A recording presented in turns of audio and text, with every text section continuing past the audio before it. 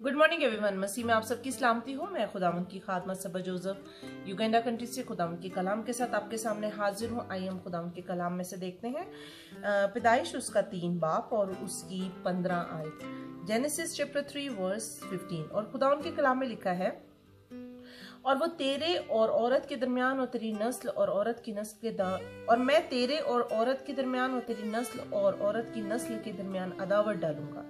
वो तेरे सर को कुचलेगा और तू उसकी एड़ी पर काटेगा। आमीन। खुदावंद के पाक कलाम के पढ़े सुन जान पर उसकी बरकत हो। खुदावंद ही का शुक्र हो। आमीन। जी जो हम यहाँ देखते हैं कि औरत और शैतान से खुदा जब मुखातिब होता है तो उसको बोलता है कि मैं तेरी और औरत की नस्ल के दरमियान अदावत डालूंगा। अजीजों, ये सारी जो बात थी वो नस्ल के ऊपर थी। और शैतान ने बोला, अच्छा अब ये मैं इसकी नस्ल जो है वो मुझे बर्बाद करेगी, तो क्यों ना मैं नस्लों को ही बर्बाद कर दूंगा।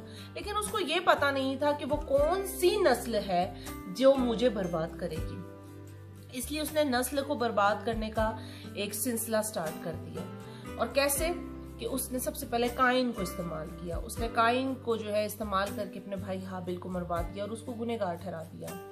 इसी तरह हम देखते हैं कि उसने फिर नूह के जमाने तक इतनी बदी बढ़ा दी कि इस तमाम दुनिया के लोग जो थे वो इस हद तक बदी करने लगे कि खुदावन ने कहा कि मुझे बहुत अफसोस होता है कि मैंने इनको बनाया किया। क्यों बनाया? वो मलूल हुआ वहां उनको बनाकर। हम देखते हैं कि फिर भी खुदा ने दुनिया को तो बर्बाद किया, लेकिन वहां खुदा ने नूह को बचा लिया, क्योंकि उसको अपनी उस नस्ल को लाना था इस दुनिया के अंदर। फिर शैतान ने कहा, अच्छा अब ये भी काम नहीं हुआ तो ओके, इब्राहिम से ये शायद जो है ये बात हुई है, तो अब इब्राहिम के पीछे पड़ गया। तो उसने क्या किया, सारा को ही बांझ कर दिया कि अब इसकी औलाद ही नहीं होगी तो नस्ल कहां से आएगी। फिर हम उसके बाद देखते हैं कि उसका वहां जोड़ना चला और उसको पता चला कि ये तो सारे गेम जो है वो यहूदा में से है। उसके 12 बेटों के, जो यकूब के 12 बेटे थे, वो यहूदा में से हैं। तो उसने यहूदा के बेटों को इस्तेमाल किया। और जब वो तिमर से उसकी शादी हुई बेटे की, तो आपको पता है कि उसके 2 बेटे जो यहूदा के वो मर गए। और बाद में तिमर ने ही अपने बाप यहूदा से उस नस्ल को कायम किया। इसी तरह हम देखते हैं कि करते करते शैतान ने पूरी नस्ल को बर्बाद करने की कोशिश की जब तक यीशु ना आ गया। उसने 12 कबीलों में से जब बादशाह बने तो उसके बाद सुलेमान बादशाह के बाद जो उसका बेटा रोबाम था, और फिर एक और बादशाह जो बना जो योरबाम था, जिसको खुदा ने 10 कबीले दिए थे, उनके बीच में नस्लों को खराब करना शुरू किया। तो ये सारी गेम जो है वो नस्ल से थी। लेकिन अजीजों, खुदा ने इब्राहिम और उसकी नस्ल से वादा किया था, नस्लों से वादा नहीं किया था। अगर हम गलीतियों 3 बाप और 16 आयत को देखें तो उसमें लिखा है कि इब्राहिम और उसकी नस्ल से वादा किया गया था, नस्लों से नहीं। और वो नस्ल है मसीह। और जब तक मसीह दुनिया में ना आया, नजात पूरी ना हुई। उसने बहुत कोशिश की कि जो है नस्लों को खराब करे। आज भी हम देखते हैं नस्लों को खराब किया जाता है, लेकिन अब उसका वार नहीं चल सकता, क्योंकि अब हमारे लिए नजात दहिंदा इस दुनिया में आ चुका है, जिसने हमारे लिए जान दे दी। वो उस प्रोसेस को कंप्लीट कर चुका। उसने उसके सर को कुचल दिया, मौत पर फतह पा ली ताकि हम नजात पा सकें। उसने बहुत जोर लगाया कि किसी तरह से वो नस्ल आ ना सके, लेकिन खुदा के प्लान और खुदा के कामों को कौन रोक सकता है। और जब हमारा यीशु इस दुनिया में आया, उसने भी बाप की मर्जी को पूरा किया, नजात के प्रोसेस को कंप्लीट किया।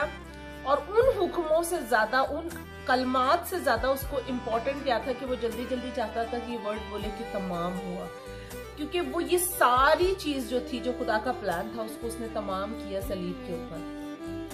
और तभी उसने इस बात को कि मौत फतह का लुकमा हुई।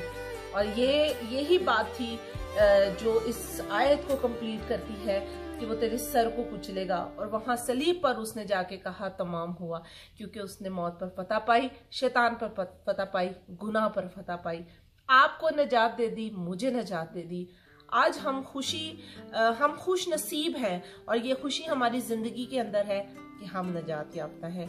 उस यीशु ने आकर, उस नस्ल ने, जो यीशु जो खुदा का प्यारा था, जिससे खुदा खुश था, क्योंकि वो खुदा के स्टैंडर्ड के मुताबिक था और वो खुदा के साथ दुरुस्त ताल्लुक में था, इसलिए वही उसके मेयार को पूरा कर सकता था। उसने मेरे लिए और आपके लिए जान दी ताकि हम नजात पा सकें। हमें अब किसी चीज की परेशानी नहीं, क्योंकि नजात का प्रोसेस हो गया।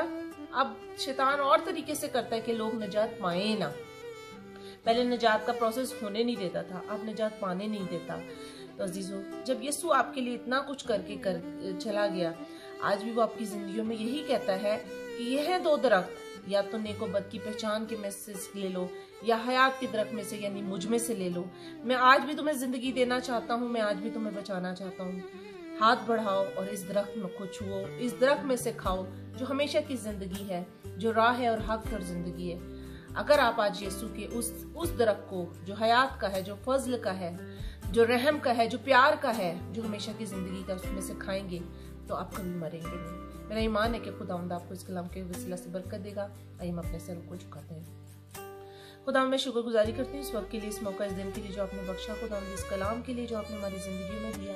आज बहुत सी जाने इस कलाम को समझे, अपनी निजात की प्रोसेस को खुदावंद समझे, और वो जाने के लिए निजात जो तुझसे है वो कंप्लीट हो चुकी है। अब हम अपनी ज़िंदगी में जिस चीज़ का फैसला लेंगे वो हमारे हाथों में है, क्योंकि इंसान को तूने फ्री विल अपनी मर्जी के मुताबिक बनाया, अपनी मर्जी कि वो अपनी मर्जी का मालिक है, उसके मुताबिक तूने बनाया। खुदावंद हमें अपनी मर्जी को तेरी मर्जी के मुताबिक चलाने की तौफीक दे।